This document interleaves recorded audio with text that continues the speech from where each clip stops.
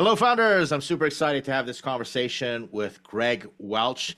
Greg, how about we give a little thumbnail on your background? How many startups have you done? And then just give us a little bit of your history, and then we can jump right into it. No, thanks, Ed. Look, it's so great to talk to you. I mean, I am a serial entrepreneur. I think you could look me up in the dictionary, and my sad face will be there. But I've done 15 startups. I've had 6 exits, and man, the exits were the joy. But the pain and suffering have been my life lessons that I'm excited to talk about. What's cool is you've also sat on the other side of the table as an investor. What's been your investment background? Look, I mean, that is just really. I mean, I started Capital Factory, investing there in startups, early stage. Like I think, like most founders, you constantly end up with other founders commiserating, and then you want to help. So that can be in the form, obviously, of obviously advice and mentoring, but also writing checks. So I think that's it. No formal education, just lots of mistakes, and trying to preach and teach and share what I've learned along the way, like you do. And I thank you for that as well. Well, it's been great so far, your contribution here at Startups.com. Let's do the too long did not read. Your current venture, how much money have you raised, and what stage is your company? Yeah, so look, I'm really excited. My first venture into cybersecurity. After many, many startups that I've built that have always been under attack or threatened or been attacked internally and externally. Cyber is almost 3 years old now. We have not formally raised any outside capital. I've been funding the company up until now. We are right now raising our seed round, which I'm very, very excited about. And after 1 year on the market, out there raising in probably one of the worst markets ever in the history of man, after QE, we are bringing it all together. And I think, look, it's a combination of, right time, right place, but also we've got an amazing team, a lot of hard work. And again, following, all of your lessons that you teach, founders every day, we're commercializing, we're selling, we're building the company as we are raising capital. And I think that's one of the keys in any, startup with any founder. Are you able to share how much you've secured so far, the progress, or you're going to do a big announcement when you finish your round? Well, we'll do an announcement, but look, I'll say this. Look, we've got a few leads right now that we're disco dancing with. Of the 10 million that we're raising, I feel like we've got that 10 million in different pockets of capital. We've got a lot of folks that say they want to follow, which I think is kind of the story of the world today. And we're going to test that following thesis with a term sheet and see how many will pile in the boat with us. And if you look back in terms of how much capital you have raised over the course of all your startups, what would you say is the total amount of money you've raised for your startups? Yeah, I think it's probably around $100 million. Again, and that has been from friends and family, angel investors, strategic, partners, venture, private equity. I mean, across the whole entire gamut of the spectrum. When you're getting your first checks, I remember first raising, getting the first $10,000 check. You're like, I can't believe I did this. But then as you keep going, it kind of just all jumbles together. I don't know. What are your thoughts? I mean, I think what's great about business is that as you get older, right? And I have a lot of gray hair to show for it, but you learn those lessons, right? I think in the beginning, it's almost like, you're playing defense and it's like, you're playing a zone. You just, whatever comes at you, right? You're trying to figure it out. I think as you get older, as you try to figure things out, make those mistakes, I think that, it gets a little more fine tuned in the concept. But to your point about the checks, yeah, it's just a whole different process, and the numbers keep getting bigger, and the burn keeps getting bigger. And I think that's also part of it, right? I think as you really start to build new companies on your multiple founding, I seem to keep going bigger and bigger and bigger. That's a blessing and a curse at the same time. That's what I wanted to bring up. It's the reason I realized it might have sounded like a humble brag or a flex, but I wanted to talk about the difference between raising VC. You are talking to serious VCs right now, but we've all had experience raising those first checks from friends and family. What for you has been the difference, the main differences between raising kind of those smaller checks with people close to you versus going in and talking to the serious venture capitalists? Yeah, there's a series of rules, and you can play by them or you can make them, right? And I've always felt like I try to play by the rules, but I also try to make my own luck, make my own rules along the way. I know in my earlier startups, I mean, it was just like you're begging for money, right? And you are just like, can I just, to your point, get 5,000, 10,000? Yeah, I'll take $25,000. All of these kind of scenarios. As you really kind of get into it more and more, I think you've got a responsibility to your team, to your company, to the brand, to what you're doing, to really have it figured out. I can think back on times I'd go in and pitch investors and I didn't know what the hell I was talking about. And I thought, I'm so good at winging it. I could just get in front of any investor and I can wing any situation and it'll turn out fine. And man, it does not turn out fine a lot of times. Oh man. And luckily some people are kind. Other people aren't so kind, and they will tell you exactly how they feel. You're giving me PTSD. It's all coming up right Exactly. now. Okay. I think that's being a founder, PTSD. Yes. Okay, let's talk about right now. I was looking at your pitch deck. If I'm misquoting, you can correct me on it, but your ask was something like, we're raising $10 million to deliver on $20 million of commitments, of contracts. And I keep quoting that because that's spectacular. So you went out, even though you were raising money, you're still selling, and you're basically putting that as traction against what you're raising for. Walk me through that mindset. How has it worked for you? How is it different? How has it been hard? Give me the story behind raising 10 million to fulfill $20 million in contracts. Yeah, no, I appreciate it. Look, and I think let's also add the caveat, raising 10 million of seed, right, to fulfill those contracts. So look, I'm a commercialization guy. I'm a sales total guy, right? I'm selling investors. I'm selling customers. I'm selling employees, partners, all the above. And that's all I know how to do. I mean, I know how to do a few other things, but I've got an amazing technical crew that has it figured out, that understands it, that lets me go and do what I do. But look, I mean, I found a really amazing niche opportunity in what we're doing in cybersecurity, and we're an encryption company. So we're embedding our technology in a router. And because you have work from home, all of a sudden it's very relevant. People working out of their houses, financial services companies, many others are looking for this specific opportunity to protect employees at home, just like they'd be working in the corporate office. So we found this amazing opportunity. I immediately found the perfect partner, customer number one, who is not only doing a contract with us, but is also investing in a company, right? So again, it goes back to like traction. Fantastic to have a contract and a customer. Even better to have a contract, a customer, and an investor to show that early proof of concept. And then again, as the curious mind I am, I said, okay, let me see if I can take this same type of a deal and sell it to somebody else. And I did. And can we sell it to somebody else? And we are. And so now we went from smaller companies, and now we're going up to some of the names that we all know, selling this same solution into their OEM to give them a hardware plus software revenue scenario, which is like the Apple model, right? Hardware plus software.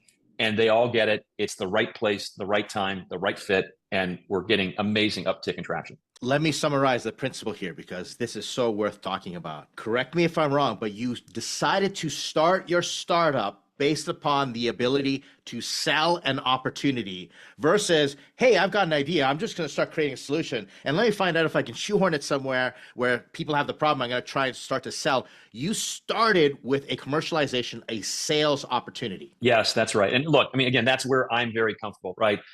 Because I also know, I mean, it's like, leap and the net will follow, right? I have this amazing technical team that has already figured it out, that knew how to build it. I sucked their brain on what it can and can't do and how it works.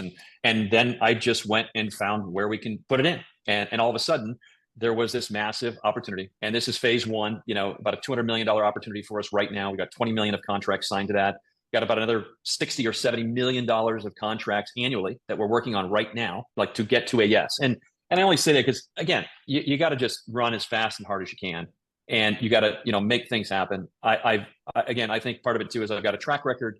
So, all my buddies that I started in business with in my 20s and 30s in telecom, are now all the CEOs and chief product guys and every C-level, scenario that you can name. So I just went out to my buddies that have known me for many, many, many years. And, that's been the success story. They needed something. We had we could fill that gap, and it's a win-win for everybody. I got to hammer on this point one more time here, just for all the founders watching at Startups.com. When you're starting a startup, you've got two factors, development and distribution. And development, it's founder problem fit. So do you fit the problem, and can you get to problem solution fit? But a lot of founders overlook, especially I've done this so many times during my career, founder market fit. Can you actually pick up the phone and call people and sell it to them without having to ramp up salespeople, pay for ads, all those things? You got distribution down. In fact, you had to go and get technical expertise from other people for development, but distribution, so you've proven that you've got founder market fit. And not only did you go and get that one customer, they paid you to develop the solution, and they're investing in you. Like, it all came together. It's like the perfect storm, best case scenario. It did that. And look, I mean, I talk about this one like my Matrix scenario, right? I mean, this is literally slow motion. I see the ones and zeros, and I am understanding. I mean, that's exactly how I say it. One of my favorite movies. I know you share that thought as well. But I mean, I think, look, like anything in life, right? A lot of hard work, a lot of lessons learned, a lot of mistakes that you make to get to a place, right? This is a culmination right now, cyber photonics, of my entire life's work, right? I mean, I can think of failures, successes, all of these different things, what I did right, what I did wrong. And it has just worked out the right way. And how did you overcome some of the objections that investors might have, saying that although you have a great track record in terms of startups, you don't necessarily have the domain expertise when it comes to cybersecurity? I think that is one of the cases, right? And I think I can go back and show that I have been in a number of different industries over my 30 plus year career. So I'm not just a one trick pony. I mean, even though I call myself a telecom guy, a tech guy, built platforms, built solutions that way. I mean, there have been a lot of different aspects of the widget.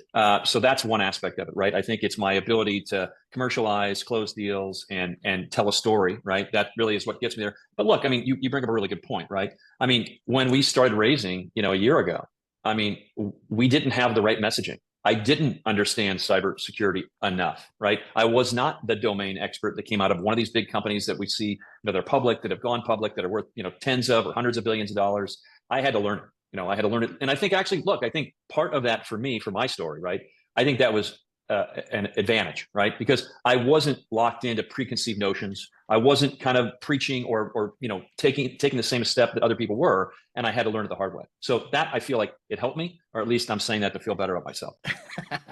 Okay, great segue into my next question. You teed it up perfectly. Cybersecurity is such a turbulent industry. Like, it is always changing. It's one of those industries that's never going to disappear because everything just gets more complex and everything starts to change. And when technology accelerates, the risks accelerate, etc. Okay, so I get that. But at the same time, no new ideas under the sun. So how did you get to the point where you were able to pitch a unique idea? And don't spill the secret sauce, anything like that. Don't give away trade secrets. But what's the process of ideation that you go and say, hey, wait a second, they're not looking at it the same way that I am. I think I got something here. Walk me through that process. Well, look, I think it started at the beginning, right? I mean, my co-founders, I mean, that was the initial genesis, is they were saying to me, hey, we have something. We would like you to invest. We would like you to help us commercialize this, right? So that's where it started. And my lack of knowledge in the space was questioning everything. Why? Why do you say you can do this? Why is it different? Why? How are we unique? What's the secret sauce, to your point, right?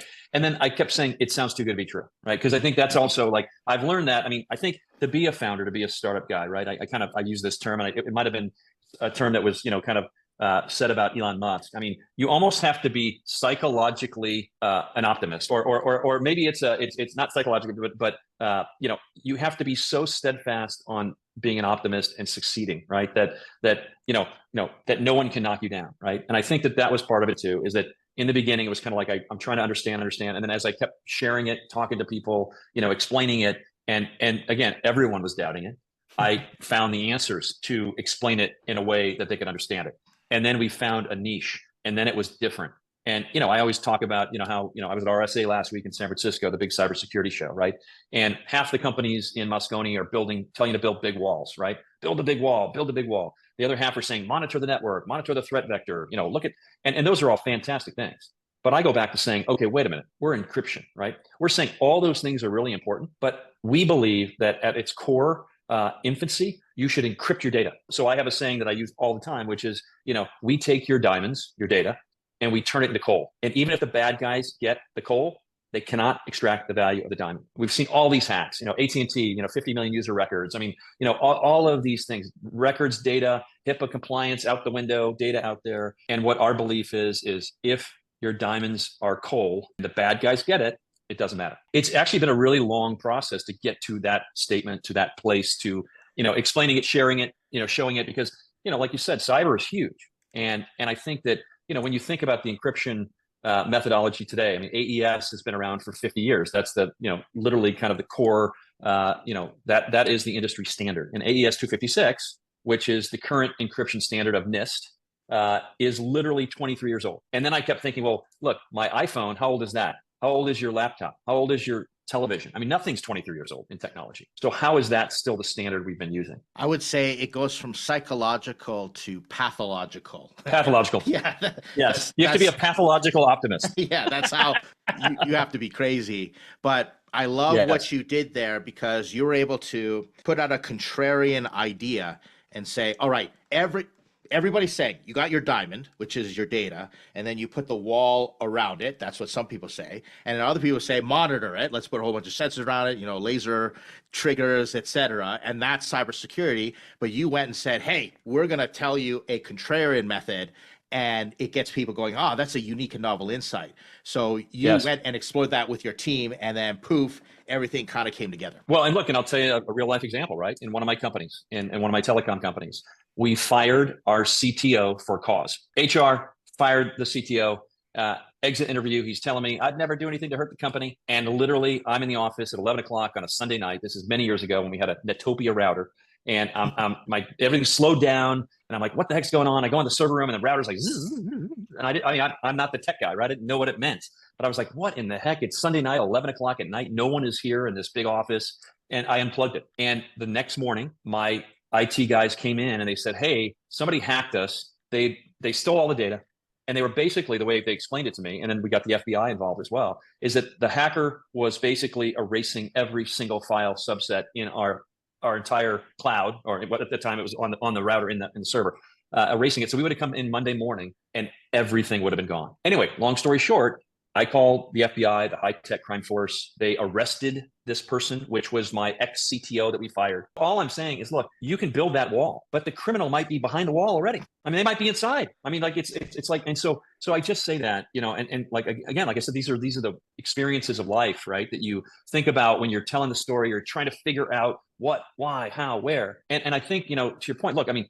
it's been a hard journey with getting investors, because a lot of the investors we talk to, friends of mine, really smart people, they're not so deep into cyber that they understand what we're talking about. So that's a whole other side of it, is that they might believe and they love this revenue and the ARR, but they're like, I'm not an expert. I can't, how do I diligence this? How do I prove, how do I show that you're doing something revolutionary? And I think that's also part of the story too, and figuring out who to go to, who to pitch, who the perfect investors are. The vocabulary that you're using to tell the story makes such a difference. I also want to point out another principle here. We here at Startups.com, and you're going to see this, and you probably have seen this. So all the startups come to us. So we get batches, like dozens per week coming in, and everybody's working on the same idea. We're doing AI for this, ERP and process. And often I think to myself, well, how is it that everybody comes in with basically the same idea? It's all derivative, right? We're doing the Web3 for this, and we're building NFTs for that, etc. And then I realize everybody's listening to the same stories. Like all the founders out there are watching the same podcast. They're reading TechCrunch, and of course they all come with the ideas. But what you had, which was different, was that diversity of experience that allowed you to go and think outside and say, hey, I'm not entrenched. I don't have the inside language here. So I'm going to ask questions like I'm in elementary school and you're giving me, career day. And then I'm going to take my understanding of the different domains and start to apply that here. And you were able to see an opportunity out of that. I think that's something every founder needs to do, is go outside of the startup bubble if they're going to pitch investors something unique. Yeah, Ed, look, I think it's a phenomenal point, right? And it's something I've been making for 20 years to other startup founders. Is I learned a long time ago, right? And it's exactly what you're saying. You have to look at the forest from the trees, right? We all founders get stuck in the trees. We're raising money. We're trying to create our MVP. We're trying to do this. We're trying to get a sale. I mean, it's constantly this, how do we do it? How do we build it? How does it work? And it's really, really hard. But you've got to be able to either take that step back and look at it from the outside, find good, advisors that have different perspectives and viewpoints, right? I mean, that is the key, I think, in any startup, is that, look, you can be very passionate about your idea, but talk to other people that might have a different viewpoint, because it's good for you to assess, am I going down the right path? Am I, doing it the right way? What are the objections to overcome? And you're exactly right. I mean, I feel like it's given me this ability to kind of take a look at multiple sides and then blaze the trail. So this next segment, I want to talk about advice for our founders trying to raise capital. And I want to go by stages. But let me set this up for you. I've realized that sometimes when I give feedback, founders have to go through the 5 stages of grief. So at first, they're in denial. They say, what do you mean I can't raise $10 million pre-seed on like a $40 million valuation type thing. In 30 days. Yeah, exactly.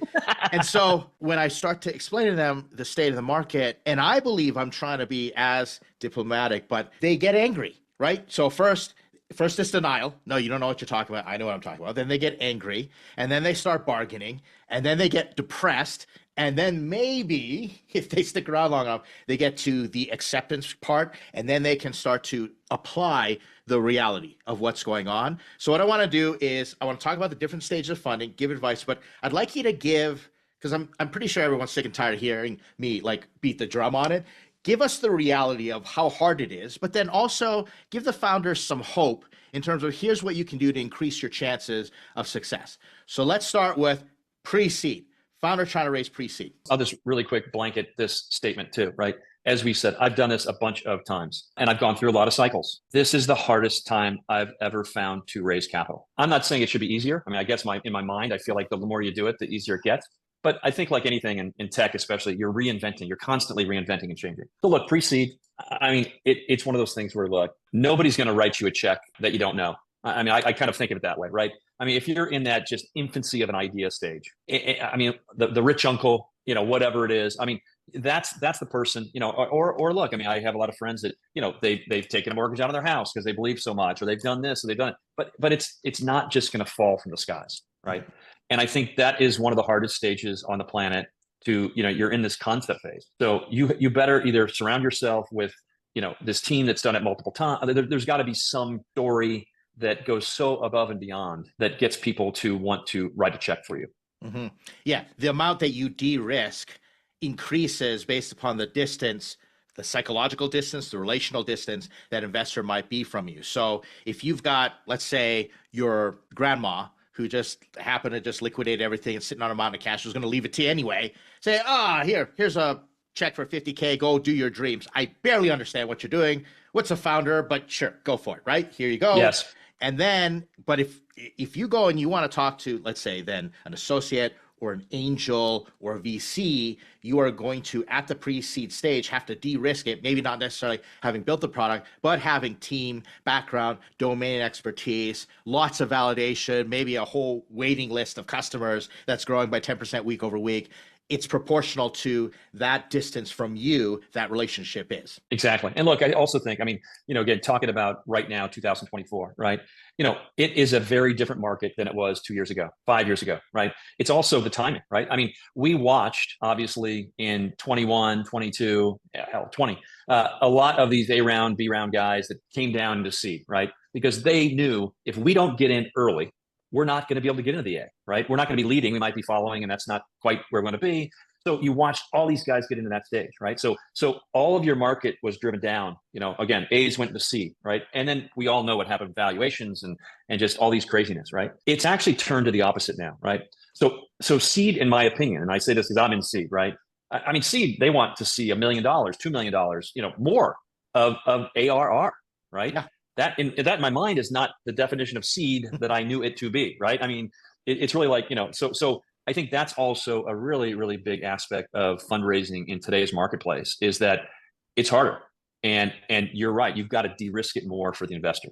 Mm-hmm. So I think that's also something to think about along your journey of where you are and how you're doing it. What do you say to the founder who says to you, but Greg, I'm in a chicken and egg scenario. I go out to investors and they say, you need to bring us traction and maybe start selling and making some money, but I need the investment to get traction. And I'm stuck. I'm in a bind. What do you say to those founders? Yeah, look, I mean, that is a really hard place. And I've been there, right? You have got to figure out some other way to move the needle. And I've had this conversation too. I learned the hard way when I, was developing one of my, MVPs for a video company.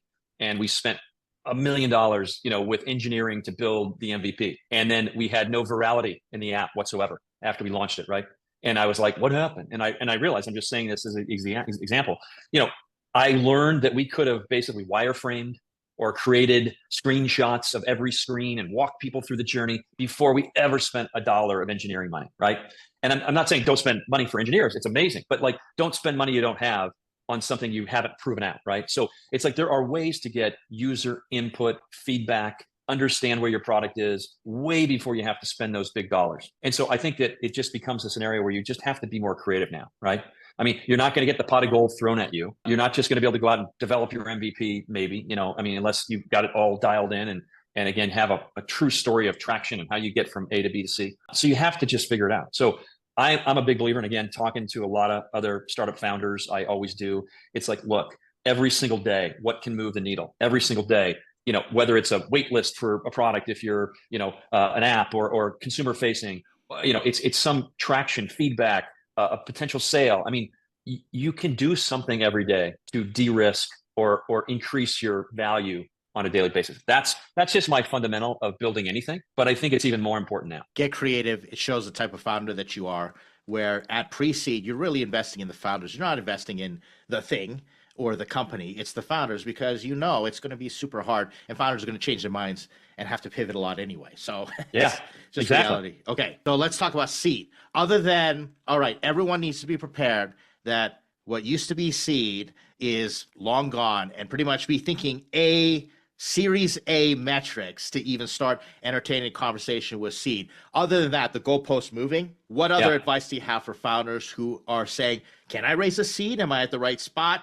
What should I be doing? Yeah, I mean, look, I think, again, I'll speak from my lens of a commercialization guy, sales guy. Figure out how to find a customer, right? Figure out how to get some kind of traction with someone who, look, they don't have to pay you today, right? But a path to getting paid in the future, right? Because I think that is one of the keys of seed, right? Is again, it used to be more idea, right? And you're in the the process of building. Now it's more about how are you getting from, if it's a software you're building or an app or whatever it might be, how do you then get to that sale or that customer or that user?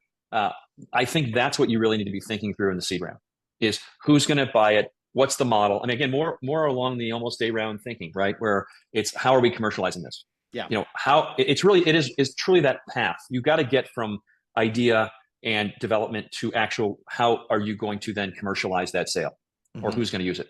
I think that's what seed has become today. At the same time, it's interesting because as I'm thinking about this conversation, if you would have come to me maybe a year ago and you would have told me, Ed, I don't have any more runway left and I plan to raise, I would have told you to try and sell something as a service, start manually selling it as a service. But you didn't necessarily have to do that, because I'm just assuming you had enough runway to continue to build. You had enough conviction in your plan and enough traction from people saying, yes, I want it when you're ready.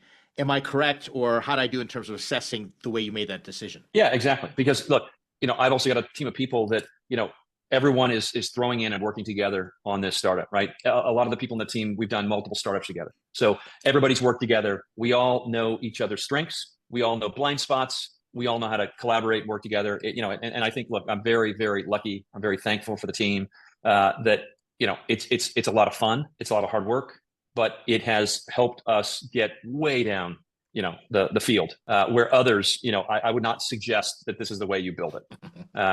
It is a little scary if you really break it down and look at it. I'm sure you've had some late nights looking at your burn and going, yes. Okay. Oh boy. Yeah, exactly. Okay. And it's almost like the T-Rex, who's gonna write checks.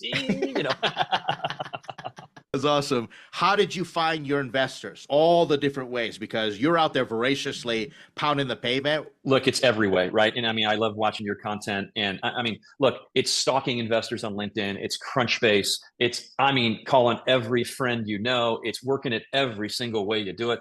I made this comment the other day, like there's no silver bullet. I wish, look, and I'll just say this too, like I have paid folks a few times in my career to raise capital, and guess how many times that's worked out?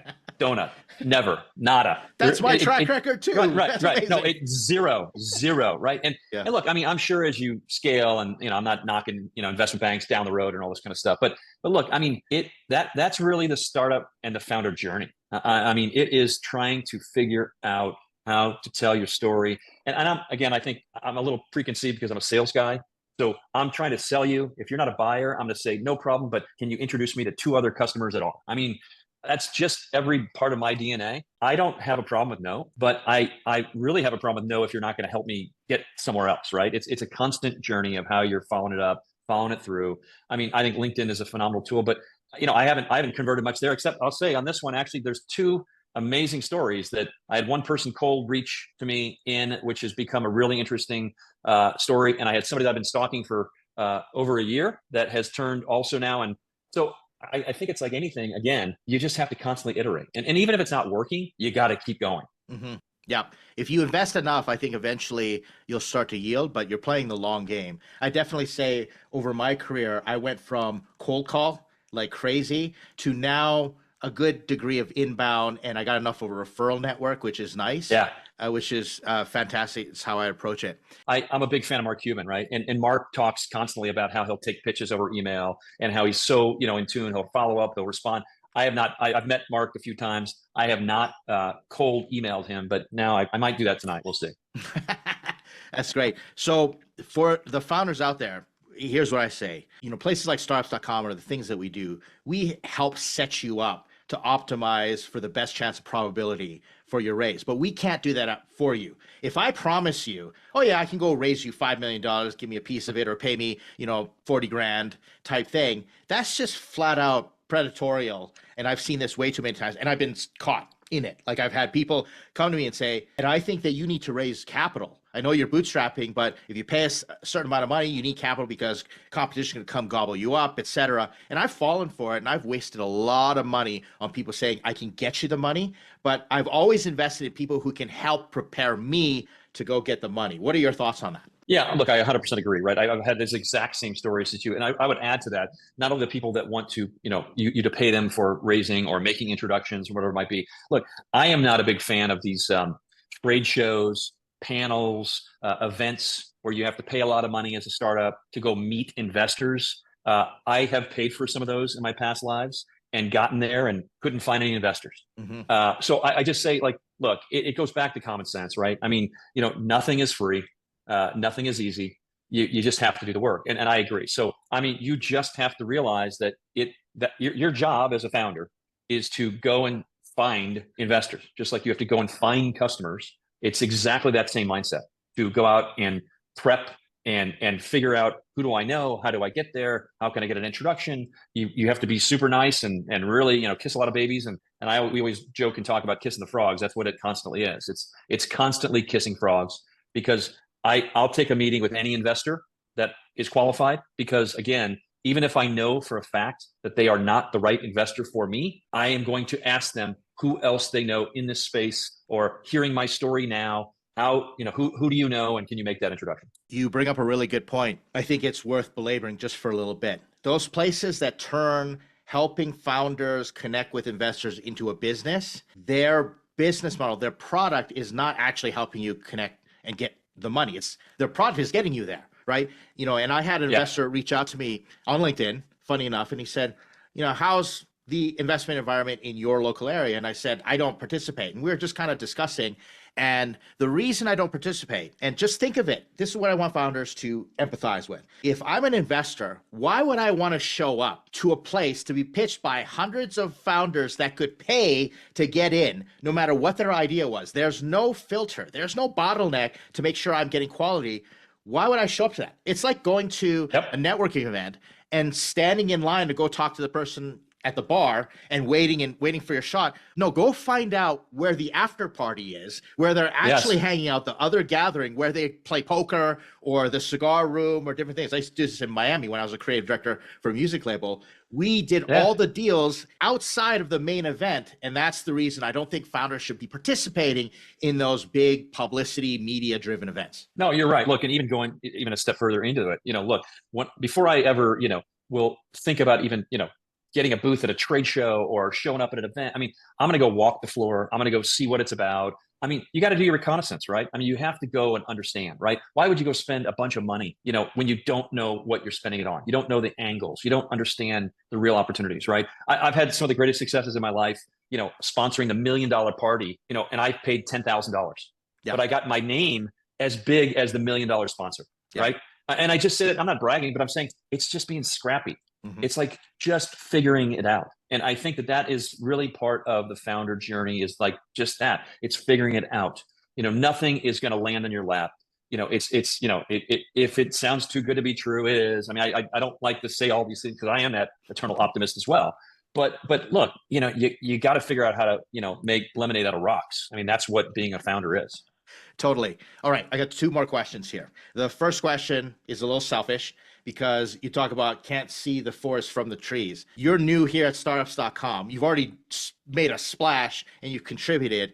I'm curious as to your thoughts about Startups.com and the reason you joined, and what have you experienced so far? Look, I mean, and I'll just say this because you know it, and Will, Elliot. I mean, every single person I've talked to and been involved with at Startups.com is amazing, right? I mean, look, this journey of being a founder is really hard. Finding other founders to commiserate, to share high fives, to be excited, to share information is the greatest thing on the planet. The minute I got involved, I was excited. I love talking ideas. Whether it's my wheelhouse of what I'm an expert at or not. I love talking about things. I love talking to people about how you could hey, can you get a prepayment of services for something versus giving up equity? I mean, like, just all of these ideas. I love to apply them in other people's businesses. And so look, I think what Startups.com, and look, and I'll share a personal experience as well. I felt like a very hard time conveying the right message in my deck. And literally, after spending some time with Will, Elliot, everyone, I think I broke through on how to present it and how to put it. And I'll just give the example. I mean, I literally changed things up immediately after getting involved in Startups.com, and my response rate was better on my deck.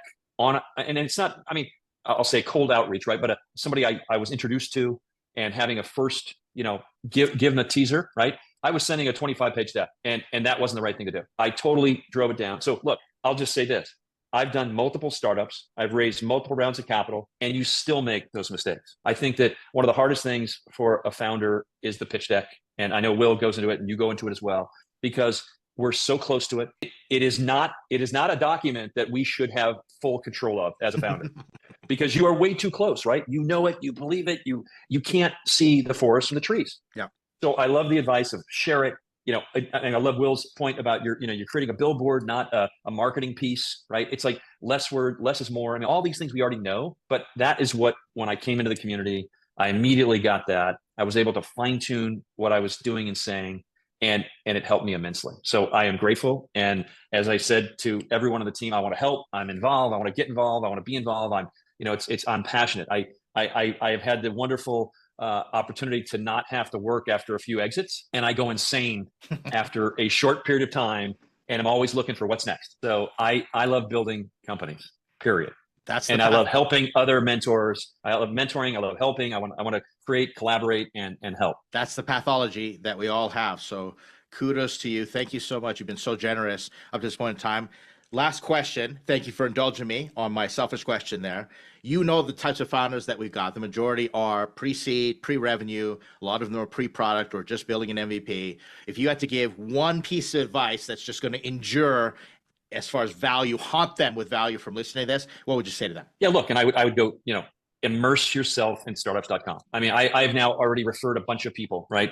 And people that I felt were on the right path of their journey as a founder, right? But they immediately got into the community and were like, oh my gosh, I reworked the deck and I have this different mindset on fundraising, and I learned this and I learned that. I mean, that's the thing, right? I mean, you hit it on the head before. Like, we all see these amazing stories of this unicorn and that unicorn and all these success, like social media. All you see is the gray, right? But there's the whole other side that we all live every day, right?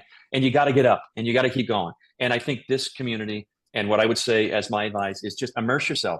Be a good contributor to other people. Listen, give feedback, like we all should do in life in general. And it will come back on you and be a giving that you cannot ever expect. And that's what I've gotten here in this community. So thank you.